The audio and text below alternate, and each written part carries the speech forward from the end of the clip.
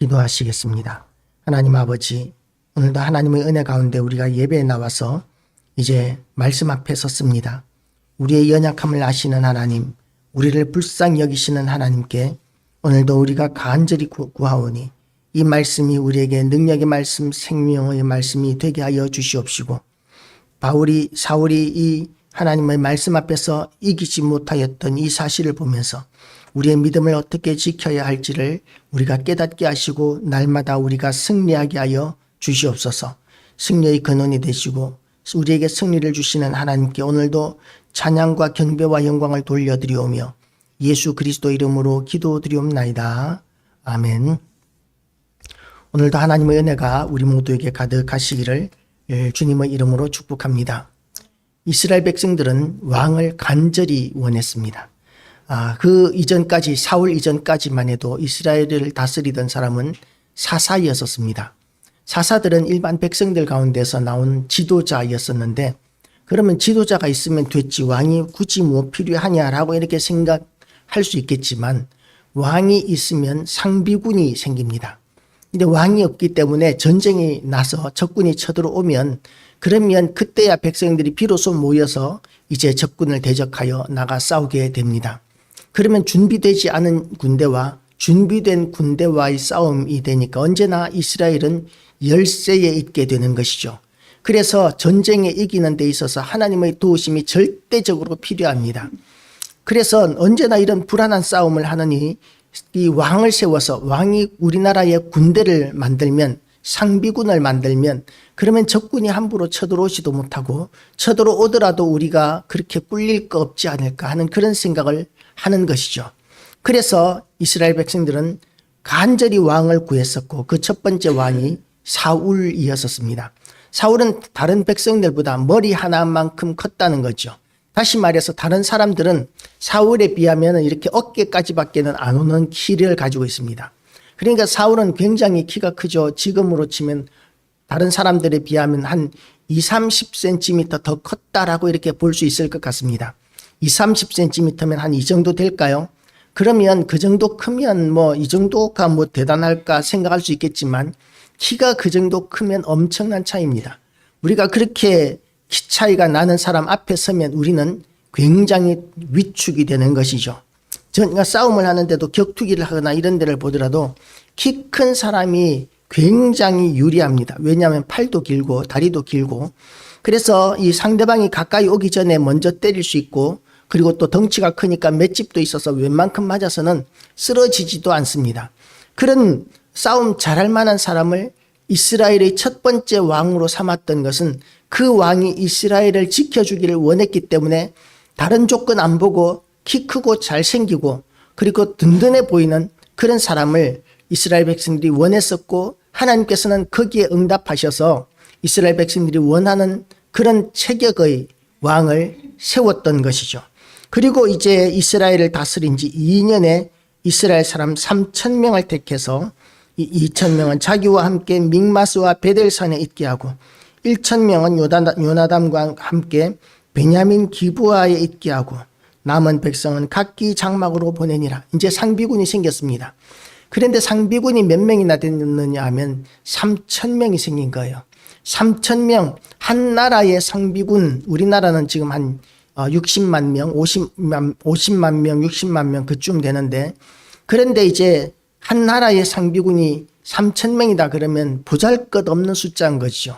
그런데 왜 이렇게 보잘것없는 군대밖에는 못 만들었느냐, 다른 백성들 왜 돌려보내느냐, 굳이 그 백성들도 다 상비군으로 삼으면 참 좋지 않느냐라고 이렇게 생각할 수 있겠지만, 군대는 생산 조직이 아니라 비용이 들어갑니다.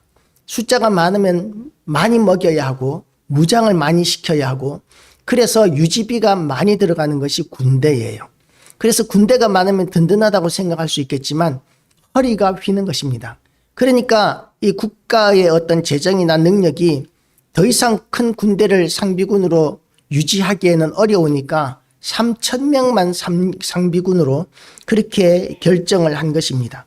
그리고 3,000명을 가지고 이제 상비군을 삼았는데, 그런데 요나단이라는 아들, 가장 믿음이 좋은 사울의 아들이 이제 게바에 있는 블레셋 사람의 수비대를 치매 블레셋 사람들이 이를 들은지라. 이 게바가 어딘지 정확한 위치는 저는 잘 모르겠지만 이 전략적인 요충지였던 것으로 생각이 됩니다.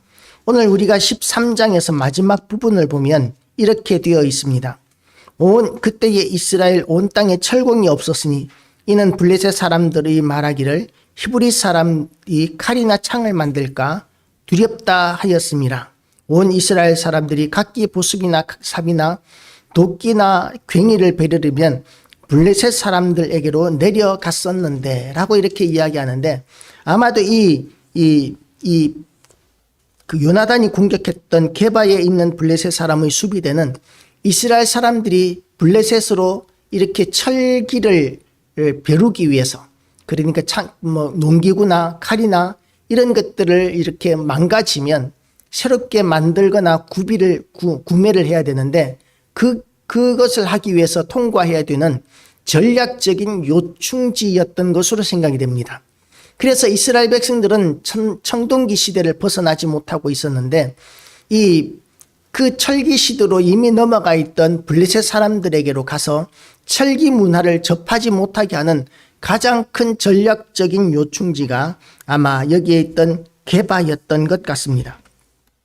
그러니까 이 게바를 점령하게 되면 블레셋 사람들에게 더 가까이 가서 이제 칼이나 또는 필요한 농기구나 이런 것들을 쉽게 또 접할 수 있게 될 것으로 기대해서 아마도 요나단이 그런 요새를 공격하고 점령했던 것 같습니다. 그런데 블레셋 사람들의 입장에서는 그것을 용납할 수 없는 것이죠. 어떤 나라든지 자기 주변에 자기보다도 강한 나라가 이렇게 들어서는 것을 용납하지 않습니다. 어떤 강대국들도 전쟁 없이 세계를 제패하고 있던 제국이 어떤 전쟁이나 싸움 없이 그 다음 제국이 들어서는 것을 용납한 역사가 없습니다. 한 나라가 전 세계를 제패하고 있다면 다른 나라가 또다시 패권국으로 등장하려고 하면 그러면 용서하지 않는 것이 세계의 역사입니다. 그런데 그것과 마찬가지로 자기 주변에 강한 나라가 들어서게 되면 그러면 자기 나라에 불리하다고 여기는 이유가 뭐냐 하면 전 세계의 거의 모든 전쟁이 바로 옆 나라와의 전쟁입니다. 붙어 있는 나라와의 전쟁이 대부분인데, 그런데 그 붙어 있는 나라와 혹시라도 전쟁을 하게 되었을 때에 그 나라가 무기도 부실하고 약하면 그러면 전쟁에서 이기기가 쉬울 텐데 옆 나라가 강하면 그러면 얼마나 어렵겠습니까? 전쟁에 패배할 수도 있고 이긴다 할지라도 많은 희생이 따라야 되고, 그러니까 옆 나라가 강해지는 것을 원하는 나라는 아무도 없습니다. 그런데 이스라엘이 지금 약한 상태에 있어요. 철기 문화에 아직까지 적응하지 못하고 있습니다. 거기에 비해서 블레셋은 이미 철기 문화에 들어가 있어요. 철은 무겁습니다. 우리가 생각하기에는 철이 무겁지만 그러나 청동기 문화 시대를 살고 있는 이스라엘 땅의 백성들은 철보다도 훨씬 더 무거운 청동기로 된 무장을 하고 있는 거죠. 청동기로 된 기구들을 사용하고 있습니다. 철에 비해서 청동기가 훨씬 더 무겁고, 무겁기만 합니까? 약하기까지 합니다. 철기에 비해서 청동기는 더 무르고 약합니다. 무겁기만 하고. 그런데 무겁고 이 약한 청동기 무기를 가지고 이 블레셋 군대와 싸우게 되면 누가 유리하겠습니까? 가볍고 강한 철기 무기를 가진 블레셋 사람들이 압도적으로 이깁니다. 그래서 블레셋 사람들은 그것을, 이스라엘 사람들이 철기 문화를 접하는 것을 용납하지 않고 있었는데 그것을 막는 가장 중요한 전략적인 요충지가 지금 요나단에 의해서 침략을 받은 것이죠. 그러니까 블레셋 사람들은 군대를 일으켜서 이스라엘을 공격하러 나옵니다. 그런데 블레셋 사람들이 이스라엘과 싸우러 모였는데 병거가 3만이요. 병거는 뭐냐 하면 지금으로 치면 전차입니다. 탱크 같은 거죠. 탱크가 3만이라는 거죠. 전차를 타고 이렇게 전장을 막 짓밟으면 어떻게 해볼 도리가 없습니다. 가까이 있으면, 앞에 정면에 있으면 말발굽에 밟혀 죽고, 옆으로 조금 가까이 접근하면 바퀴에 붙어 있는 창날, 그 창날에 의해서 몸이 찢어지게 됩니다. 그러니까 가까이 갈 수도 없고 정면에 있을 수도 없어요. 그러니 그런 전차, 그런 병거가 3만이라는 거죠. 병거가 3만이면 그 병거의 병사들이 2명씩만 타도 6만 명이고, 그리고 3명씩 타면 9만 명이 되는 거예요. 병거만 해도. 전차병만 해도 9만 명이 되는데, 한 사람은 이 병거를 몰고, 한 사람은 창을 휘두르고, 한 사람은 활을 쏘고, 이렇게 되면 그야말로 병거병만 해도 한 10만 명 되는 거예요. 그런데 거기에다가 또 마병이 6천 명이요. 기마병이라는 거죠. 기마병은 당시에 말을 타고 달리는 가장 그 기동력이 빠른 그런 무기인데, 지금으로 치면 전투기와 비슷해요. 왜냐하면 기마병은 자기가 원하는 곳으로 얼마든지 달려서 가장 유리한 위치에서 싸움을 하다가 얼마든지 또 불리하면 도망갈 수도 있는, 어떻게 잡을 수 없는 그런 병사들인데, 이스라엘 사람들은 제 발걸음으로, 신신고 걸음으로 쫓아다니면서 그 기마병과 싸워야 되는 거예요. 그 기마병이 6천이나 됩니다. 그러니까 보병은 얼마나 많겠습니까?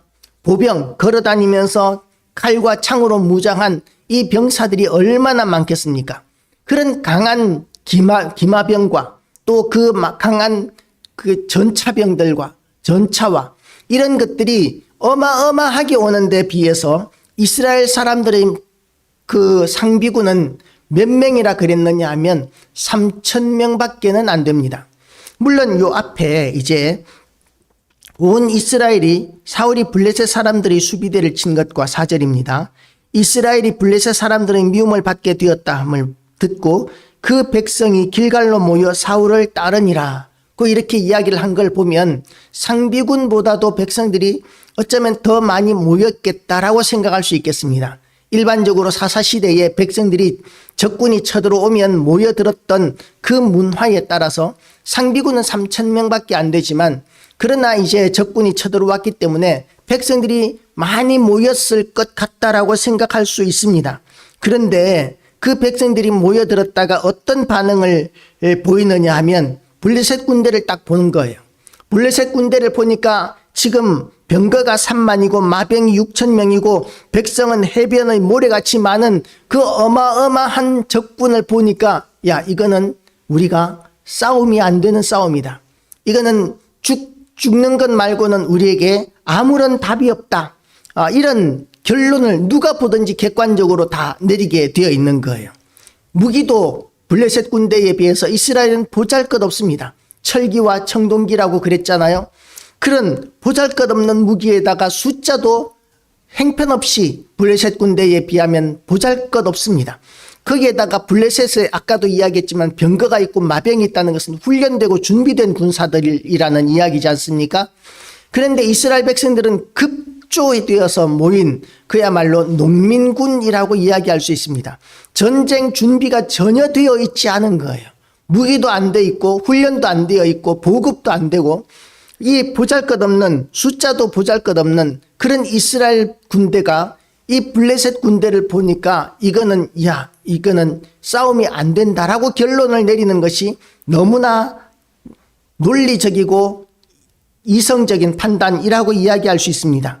그러니까 모였던 그 백성들이 어떻게 되느냐 하면 이스라엘 사람들이 위급함을 보고 절박하여 굴과 수풀과 나무 틈과 은밀한 곳과 웅덩이에 숨으며, 어떤 히브리 사람들은 요단을 건너 갓과 길르앗 땅으로 가되라고 이렇게 이야기합니다. 강을 건너서 도망가고 굴로 숨어들고 산으로 숨어들고 습속으로 숨어들고 도망가기 바빠지는 거죠. 모였다가 블레셋 군대를 보고 도망을 가니까 이제 오히려 안 모였던 이만 못합니다. 왜냐하면 백성들의 사기가 더 떨어지게 되는 거예요. 다 도망가는데 나 혼자 나라도 지키겠다, 나 혼자라도 저 블레셋 군대와 싸우겠다, 이런 마음을 먹고 있던 사람들마저도 마음이 약해지지 않겠습니까? 그러니까 어떤 현상이 생기느냐 하면 사울이 데리고 있던 이스라엘의 상비군 3,000명 가운데서 또 도망가는 사람들이 많이 생기게 됩니다. 남아있던 백성들이 600명밖에 안 남아있는 거예요. 600명 말고는 다 도망갔습니다. 그러니까 상비군 3,000명도 제대로 유지하지 못하고 겨우 600명 남았습니다. 600명 가지고 지금 이 전차병만 10만 명, 기병이 기병이 몇 명이라 그랬죠? 기병이 마병이 6천 명. 이러니까 그리고 또 그 백성들이 해변의 모래같이 많은 그 군대들과 싸우는데 이 600명의 이스라엘 군대는 그야말로 조족지혈이라고 이야기할 수 있겠습니다. 조족지혈 세 발의 피라고 이렇게 이야기할 수 있죠. 세 발의 피.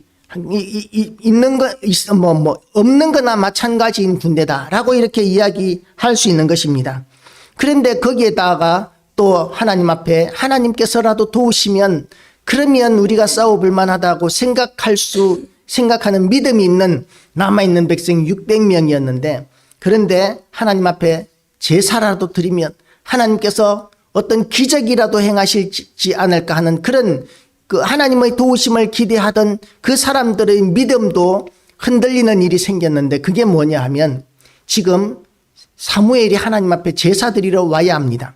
전쟁하기 전에 하나님 앞에 예배를 드려야 합니다. 그래야 하나님께서 도우신다고 믿었던 거예요. 그런데 사무엘이 약속을 했습니다. 일주일 안에 내가 도착하겠습니다. 일주일 뒤에 내가 이 전쟁터에서 백성들을 위해서 축복하겠습니다. 라고 약속을 했는데 일주일이 지났는데도 안 오는 거예요. 지금 백성들은 자꾸만 흩어지고 도망가기 바쁩니다. 탈영병들은 자꾸만 생기고 그 숫자는 날마다 줄어들고 있는데 그런데 지금 하나님 앞에 예배 드리겠다고 약속한 이 사무엘도 오지 않는 거예요. 약속 시간을 어기고 있습니다. 그러면 이 백성들은 어떤 생각을 하겠습니까? 사무엘도 우리를 버렸나 보다. 하나님께서도 우리를 외면하시나 보다. 이번 싸움은 우리가 절대로 이길 수 없는가 보다. 그렇게 생각할 수 있지 않겠습니까? 그러면 이제 남아있는 600명도 다 도망가게 생겼는 거죠. 사울의 입장에서는 이게 얼마나 절박하겠습니까? 이 600명 가지고 싸우겠다는 생각하는 것만 해도 사실 얼마나 기특합니까? 600명 가지고 도망가기도 바쁜데 도망가도 살똥말똥인데 그런데 도망가지 않고 지금 600명 가지고 싸우겠다고 이렇게 버티고 있는데 그런데 지금 사무엘까지 오지 않는 거예요. 약속 시간을 어기고 넘기고 있으니까 사울의 입장이라면 우리가 사울의 입장이라면 어떤 판단을 내려야 할까요? 우리가 사울의 입장이라면 지금 이 싸움은 우리가 도저히 안 되는 싸움이고 하나님께서도 축복하시지 않는다면 우리가 도망가야 하지 않을까? 이런 생각을 하는 것이 논리적이고 합리적이지 않겠습니까? 이성적이지 않겠습니까? 그런데 사울은 용감하게 그래도 우리가 싸워야 한다는 생각을 합니다. 그래도 그래도 죽을지언정 우리가 이 나라를 지켜야 한다는 생각을 합니다.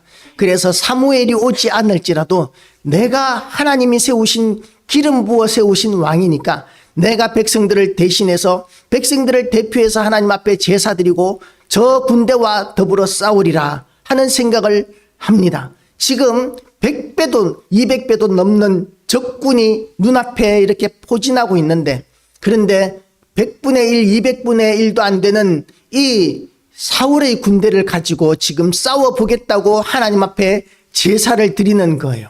우리가 논리적으로 생각하면 사울이 굉장히 기특한 왕이다라고 이렇게 생각할 수도 있는 상황입니다. 그렇죠? 사울이 굉장히 기특한 왕이다라고 생각할 수도 있습니다. 그런데 하나님께서는 이 사울의 행동에 대하여 용납하지 않으십니다. 우리가 객관적인 옆에서 이렇게 판단하기에는 하나님 그건 좀 너무하지 않나요? 라고 이렇게 생각할 수 있을 정도의 상황이에요.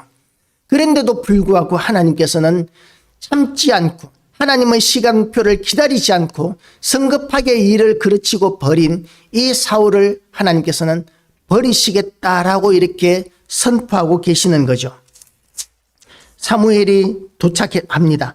번제 드리기를 마치자 사무엘이 온지라 사울이 나가 맞으며 무난하매 사무엘이 이르되 왕이 행하신 것이 무엇이니까 하니 사울이 이르되 백성은 내게서 흩어지고 당신은 정한 날 안에 오지 아니하고 블레셋 사람은 믹마스에 모였음을 내가 보았으므로 이에 내가 이르기를 블레셋 사람들이 나를 치러 길갈로 내려오겠거늘 내가 여호와께 은혜를 간구하지 못하였다고 부득이하여 번제를 드렸나이다 아니라 사울의 말이 틀린 말이 뭐가 있습니까? 아니, 약속을 했으면 약속 날짜라도 지켜야지. 약속 날짜도 지키지 않고 늦게 와놓고는 이 월권을 했다고. 이 사무엘이 제사 지내야 되는데 왕이 무슨 자격으로 하나님 앞에 제사를 지냈느냐고 이렇게 책망을 하니까 우리가 왕이라면 그러면 화가 나지 않겠습니까? 나는 그러고 싶어서 그랬느냐고. 내가 처음부터 그러려고 그랬느냐고. 왜 시간 맞춰서 오지? 왜 안 왔느냐고 이렇게 항변할 수 있지 않겠습니까? 그런데 하나님께서는 그렇게 생각하지 않으시는 거예요. 내가 명한 나의 질서가 있다는 것입니다. 우리가 신앙생활 하는 데 있어서 이런 여러 가지 어려움을 경험할 때가 있습니다. 하나님께서 우리에게 축복해 주시기를 원하는데, 그런데 내 뜻대로 그 목사님이 나를 위해서 기도해 주시지 않고 신방 와주지 않고 이러는 일들이 신앙생활 하다가 보면 있을 수 있는 거예요. 집에 불이 나서 다 타고 있는데 교회에서 아무도 알아봐 주지 않는 거예요. 언젠가 한번 제가 그 전에 부목으로 있던 교회에 어떤 집사님 댁에 불이 났습니다. 사업장에 불이 났는데, 그런데 저한테 전화가 왔어요. 목사님, 우리 가게에 불이 났어요. 그러는데 너무 다급하니까 그분이 하시는 말씀을 발음을 못 알아듣겠더라고요. 그래서 소리 지르면서 이렇게 절규하면서 불났어요, 다 탔어요, 다 타불었어요 그러는데 무슨 말인지 못 알아들었어요. 집사님, 그게 무슨 말이에요? 집사님, 뭐라고 다시 말씀해 주시겠어요? 이러니까 집사님 진정하고 나서야 그래야 이제 말귀를 알아듣겠더라고요. 얼마나 제가 집사님 마음이라면 말귀를 그렇게 못 알아들어 라고 이렇게 생각할 수 있겠지만, 그렇지만 다급하고 절박하고 그러니까 그런 말씨를 들으니까 오히려 말귀를 못 알아듣겠어요. 얼마나 답답하겠어요. 교회도 그것도 못 알아주고, 성도가 얼마나 절박하고 다급해서 전화까지 했는데 못 알아듣겠느냐고 이렇게 생각할 수 있겠지만, 다행히 그 집사님이 시험에 들지는 않으셨습니다. 우리가 그런 시험에 들 수 있습니다. 하나님 앞에 기도 받기 위하여 하나님, 우리 목사님이 오늘은 기도해 주시면 참 좋겠습니다 라고 왔는데 목사님 기도를 안 해주신다거나, 기도해달라고 그러면 해줄 텐데 알아서 해주기를 원하시는 거예요. 그러는 분들이 많습니다.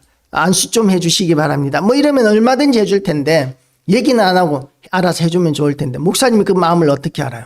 그런데 이렇게 사무엘은 약속된 시간에 오지 않는 거예요. 예배를 드려야 하나님께서 도우실 것이라고 생각하고 있는 믿음이 확고한 시절에 적군은 우리보다도 200배, 300배가 많은데, 그런데 이 작은 군대 가지고 싸우고자 나와 있는 이 군대를 위해서 하나님께서 사무엘이 빨리 나와서 하나님 앞에 기도해야 하고 예배 드려야 되는데 그것도 안 하고 있으니까 지금 얼마나 사무엘이 원망스럽고 절망스럽겠습니까? 그래서 사울이 하나님 앞에 대신해서 제사 드린 게 뭐가 잘못입니까? 라고 항변할 수 있을 텐데 우리가 붙들어야 하는 것이 있습니다. 그게 뭐냐 하면 하나님은 믿음을 우리에게 기대하신다는 거예요. 논리적이고 합리적으로는 사울이 잘못한 것이 없어 보입니다. 그런데 중요한 관건, 가장 중요한 것, 사울에게는 믿음이 없었다는 거예요. 물론 하나님 앞에 예배드리고 제사드리면 하나님께서 우리를 도우시고, 그러면 하나님의 도우심으로 말미암아 우리가 승리할 수 있다는 그런 마음은 믿음이라고 볼 수 있을 것입니다. 그런데 그건 주술적인 믿음이라고 볼 수 있습니다. 그건 이방의 모든 종교들에게 다 있는 거예요. 자기의 신이 도우면 그 자기의 소원이 이루어진다고 믿는 다른 모든 이방의 그런 신앙들과 통합니다. 그런데 하나님은 그런 방법으로 움직이시는 분이 아니십니다. 하나님은 우리에게 하나님의 뜻대로 살기를 명령하셨습니다. 하나님을 섬기는 데는 우리가 하나님의 뜻대로 선택하는 것이 절대적으로 중요합니다. 때로는 답답하고 절망적인 상황 가운데 있습니다. 그러면 그런 상황 가운데서 하나님께서 즉각 이렇게 움직여 주시고 반응해 주시면 너무 좋겠지만, 하나님께서는 그럴 때에 우리의 믿음을 검증하십니다. 그래서 내가 평소에는 큰 소리 치고 평소에는 잘 살아가고 있고 평소에는 내가 대단한 신앙의 사람으로 이렇게 생각하고 있었을지라도 나도 내 믿음을 그럴 때 검증할 수 있는 거예요. 야, 나는 정말 하나님 앞에 이런 상황에서도 믿음을 지켜야 해 라는 그런 결단이 있는 사람, 하나님께서는 그런 결단 있는 사람을 검증하시고 찾고 계시고 그리고 기뻐하시는 것입니다. 상황을 파악하는 것도 중요합니다. 하나님의 인도하심이 없을 때 하나님께서 그냥 우리의 의지나 우리의 상황 가운데 맡겨주실 때도 있습니다. 그럴 때는 우리가 절대적으로 하나님께서 우리에게 허락하신 그 지혜와 이성과 판단력과 이런 우리의 능력들을 사용해서 우리의 모든 상황들을 대처해야 될 때가 거의 대부분이죠. 그런데 때로는 하나님께서 하나님의 뜻에 맡기라고 말씀하실 때가 있습니다. 이스라엘 백성들이 출애굽해서 앞에는 홍해의 시퍼런 물이 가로막고 있고 뒤에는 애굽 군대가 지금 말을 타고 막 쫓아오고 있습니다. 이스라엘 백성들은 이제 출애굽을 한 노예들이에요. 아무런 싸울 수 있는 무기도 없고 그냥 짓밟히게 되어 있는 상황입니다. 그런데 그런 상황 가운데서 모세에게 하나님께서 주신 말씀이 뭐냐 하면 너희는 가만히 있어 여호와께서 너희를 구원하시는 구원을 보라고 이렇게 말씀을 하셨습니다. 이스라엘 백성들이 600명 가지고 지금 수도 헤아릴 수 없는 블레셋 사람들과의 싸움을 눈앞에 두고 있는데 그럴 때도 이스라엘 백성들이 붙들어야 하는 것은 믿음이에요. 왜냐하면 자기들의 현실적인 상황에서는 이 블레셋 군대를 이길 수 있는 방법이 없기 때문에 그렇습니다. 사람의 방법으로 어떻게 해볼 수 없는 그런 상황에 부딪혔을 때 우리가 붙들어야 하는 것이 있는데 그게 바로 믿음이에요. 그럴 때 우리에게 믿음이 필요합니다. 현실적으로 우리가 뭔가를 어떻게 감당할 수 있는 그런 여건이라면 그러면 하나님께서 우리에게 주신 그런 능력들을 사용하시는 것들이 지혜로운 방법이죠. 언젠가 어떤 형제교회라고 하는 이단이 있습니다. 그런데 그 형제교회라고 하는 이단 평신도 중에서 한 사람을 그냥 목사로 세워서 목사가 되는 그런 이상한 교회예요. 제대로 된 신학 교육이 없는 그런 교회인데 그런데 그 목사라는 사람의 이 자녀들이 감기에 걸렸습니다. 감기에 걸렸는데 그 목사라는 사람이 잘못된 신앙을 가지고 있어가지고 교육이 너무 안 되다 보니까 그걸 귀신 들린 걸로 여기고 귀신을 쫓아내기 위해서 그 병든 아이들을 병원에 데려가는 것이 아니라 계속 매를 때리는 거예요. 때려서 귀신이 나가야 한다고. 그렇게 해서 결국은 그 감기에 걸려서 몸이 아픈 아이들을 매를 쳐서 죽이는, 자기 자식을 매를 때려서 죽이는 그런 비극적인 일이 일어났었죠. 하나님에 대해서 제대로 알지 못하면 우리는 그런 어리석은 선택을 할 수 있습니다. 그런데 병원에 데리고 갔으면 어떻게 됐을까요? 감기 정도는 사실 영양제 맞고 항생제 먹고 그렇게 해서 금방 증세가 나아졌을 것입니다. 하나님께서 우리에게 허락하신 그런 좋은 능력들, 지혜들, 그런 과학이라는 것도 하나님의 은혜입니다. 그런데 그런 것을 할 수 있는 여건이 전혀 안 돼요. 약이 없고 병원도 없고 어떻게 해볼 수 있는 방법이 없다면 그러면 아이들을 매로 치는 것이 아니라 하나님 앞에 기도하는 것이죠. 하나님 앞에 기도하고 손을 얹고 기도하고 끌어안고 기도하고 그렇게 해서 하나님께서 치료해 주실 것을 구하는 것 말고 다른 방법이 없다면 그렇게 끌어안고 기도하는 것을 통해서 하나님의 은혜를 구해야 되죠. 그러면 하나님께서 치료하십니다. 얼마든지 낫게 하십니다. 얼마든지 문제를 해결하십니다. 그런데 그런 절박한 상황 가운데서 하나님 앞에 기도하고 기다리는 그런 믿음을 사울은 가지지 못했어요.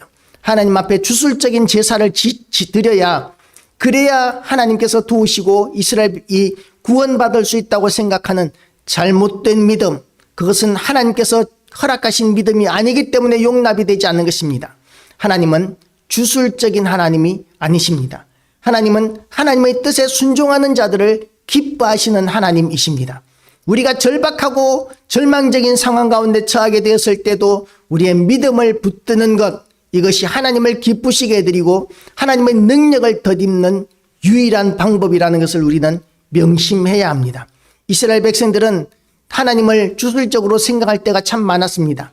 절대적으로 하나님께서는 예루살렘 성전만큼은 절대로 지켜주실 거야 라고 이렇게 생각을 하고 그들은 예루살렘 성전만을 믿고 그리고 모든 하나님의 계시와 모든 하나님의 책망을 외면했었습니다. 그랬더니 결과가 어떻게 되었습니까? 하나님께서는 예루살렘이 짓밟히게 하실 뿐만 아니라 예루살렘 안에 있는 그 성전조차도 돌 위에 돌 하나도 남지 않을 만큼 완전히 뭉개버리시고 폐허가 되게 하시는 일을 하셨습니다. 중요한 것은 뭐냐 하면 성전도 중요하고 예배도 중요하지만 무엇보다도 우리가 하나님의 말씀에 순종하는 믿음, 이것이 우리에게 절대적으로 중요한 것이라는 것이죠. 사울에게는 이것이 없었기 때문에 하나님으로부터 버림을 받았습니다. 절대적인 우리의 어떤 이성적인 판단으로는 사울을 얼마든지 이해할 수 있겠지만 하나님께서는 믿음이 없는 자들은 하나님을 무시하고 멸시하는 자로 여기시기 때문에 용납하실 수가 없으신 것입니다. 우리가 우리 하나님 앞에서 우리 하나님의 그 크신 은혜와 능력을 확고하게 믿고 그리고 그 믿음이 우리의 절박한 상황과 절망적인 상황 가운데서 드러나고 검증되는 그런 온전한 믿음을 우리가 세워나가게 되시기를 주님의 이름으로 축복합니다. 기도하시겠습니다. 하나님 아버지, 우리가 이성적으로 판단해서 상식적으로 판단해서 하나님의 일을 할 수 없음을 주님 앞에 고백합니다. 하나님 아버지, 우리의 현실보다도 더 크시고 우리의 모든 절망적인 상황보다도 훨씬 더 크신 우리의 하나님, 우리의 믿음을 더욱 굳건히 붙들어 주시옵시고 우리의 모든 현실 가운데서 하나님을 붙들게 하여 주시고 승리하게 하여 주시기를 원합니다. 우리를 불쌍히 여기시는 하나님께 오늘도 찬양과 경배와 영광을 돌려드리오며 예수 그리스도의 피값으로 세우신 우리 교회도 더욱더 많은 일꾼들을 붙여주셔서 교회가 힘있게 일어나는 역사를 하나님 우리에게 허락하여 주시옵소서. 모든 영광 하나님께 돌려드리오며 예수 그리스도 이름으로 기도드리옵나이다. 아멘.